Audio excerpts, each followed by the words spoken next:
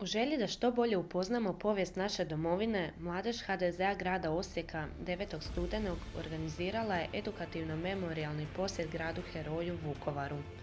U današnje vrijeme u kojemu oni koji nisu Hrvatsku ni željeli svim silama pokušavaju izjednačiti žrtvu i agresora, kao i iskrivljavati povijest ispisivanjem nove, njima odgovarajuće, iznimno je bitno da mladi ljudi čuju iz prve ruke što se događalo u Domovinskom ratu i to iz usta onih koji su ga i preživjeli.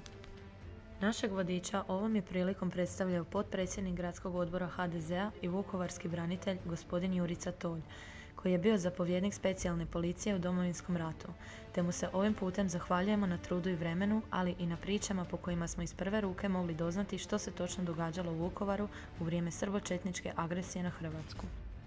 Autobus pun članova mladeži prvo se zaustavio kod biste general bojnika Blage Zadre, gdje je mladež, predvođena predsjednikom Ivanom Radićem, položila vijenac i zapalila svijeće u sjećanje na heroja obrane Vukovara. U samom spomen domu hrvatskih branitelja na Trpinjskoj cesti, naša članica Maja Abičić, kojoj ovim putem zahvaljujemo, kratko je izložila simboliku koju dom predstavlja. Iduća postaja našeg puta bio je centar Domovinskog rata, gdje nam je satnik Mijo Bajan održao dvosatno predavanje provevši nas kroz centar. Vidjeli smo postav centra koji nas je proveo kroz svih 87 dana obrane Vukovara, kao i prezentaciju opreme koju su naši branitelji koristili u Domovinskom ratu. Iz prve ruke smo vidjeli da je ta oprema bila iznimno loša, a većina oružja je napravljena samo maštom i inovativnošću naših ljudi, te time herojska obrana Vukovara zaista utjelovljuje svu želju Hrvata za samostalnom i nezavisnom Hrvatskom, koju smo na vrhuncu tisućljetne borbe pokazali upravo 1991. godine.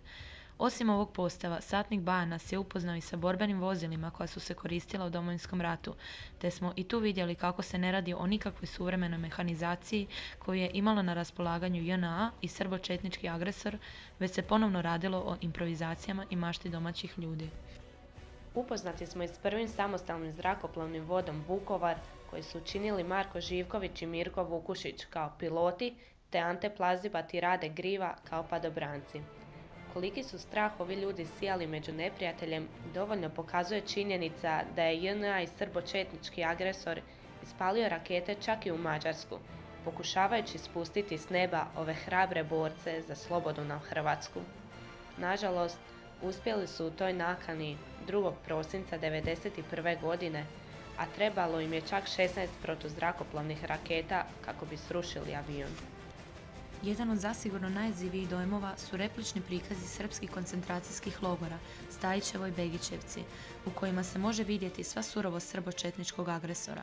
Sami prikazi nehumanih uvjeta u kojima su naši branitelji, ali i civili, mučeni, kao i činjenica da su bili prisiljeni spavati na golom betonu, prekrivenim samo tankim slojem slame, bez ikakvih higijenskih uvjeta, sa nedostatnom hranom i vodom, dokazuje da se nismo borili protiv ljudske ruke, već protiv iskonskih sila zla, obogaćenih neviđenom mržnjom, gotovo biblijskih razmjera, utjelovljenim u odore srbočetničkih dobrovoljaca i JNA, iste one JNA koja je na svojim šljemovima ponosno nosila crvenu zvezdu petokraku, koju danas vlast u Hrvatskoj štuje i diže u nebesa.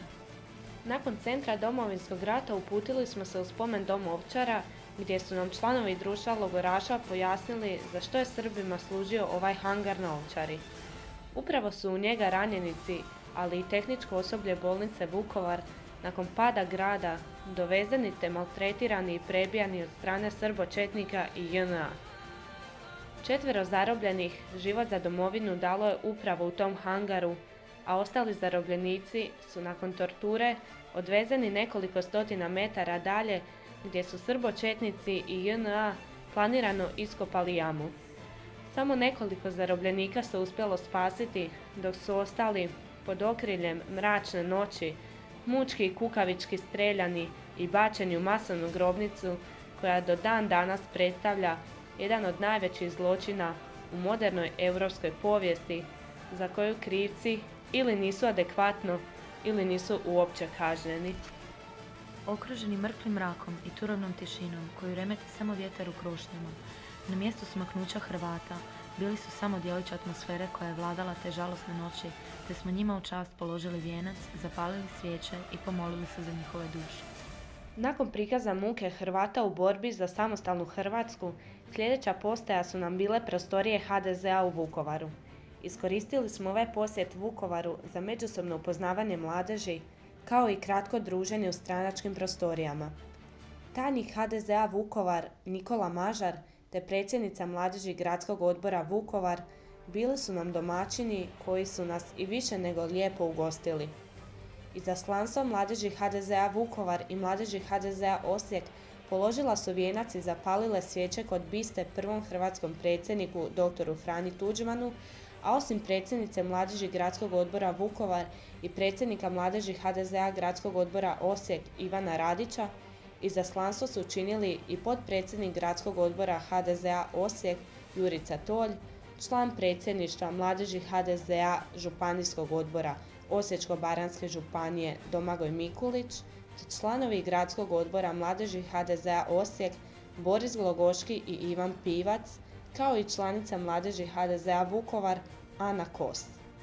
Uz druženje mladeži imali smo priliku i upoznati legendarnog vukovarskog branitelja i pripadnika Žutih mrava, jedinice koja je sijala strah i paniku među neprijateljem na Trpinjskoj cesti, gospodina Ivana Leutara.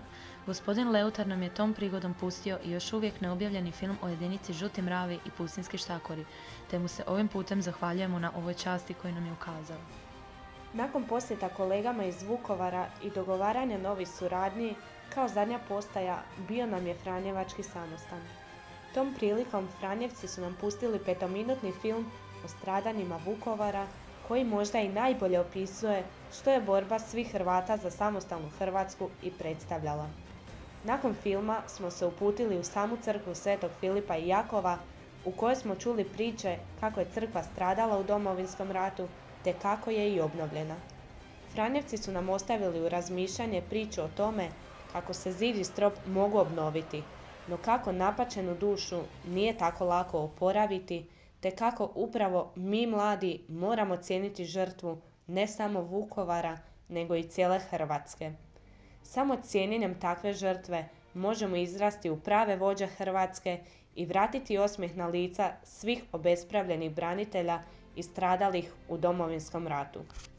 Ovaj posjet je bio i više nego potresan u mnogim svojim dijelovima, a isti preporučamo svima kako bi iz prve ruke mogli dobiti barem djelić dojma o tome što se događalo u Vukovaru za vrijeme Domovinskog rata, no i kako bi konačno shvatili svi zagovornici ćirilice da Vukovar mora biti mjesto posebnog pijeteta, jer onaj koji nije prošao vukovarsku patnju ili iz prve ruke čuo svjedočanstva o strašnoj muci, može vikati da je ćirilica dobrodošla, no svi oni kojima je Hrvatska u srcu shvaćaju kako ćirilica može biti svuda, ali u Vukovaru nikako.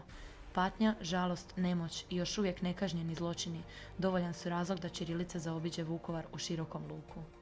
Ovakav posjet trebao bi biti obavezan za sve učenike u Republici Hrvatskoj, jer u današnje vrijeme u kojemu je nositi kockasto moda samo kada igra reprezentacija, a nakon utakmice se hrvatske boje skidaju i hrli se u narodnjačke klubove, dovoljan je dokaz da je hrvatska mladost zastranila, te joj je hitno potrebna šok terapija kojom bi se osvijestili i shvatili da žrtve moraju biti cijenjene.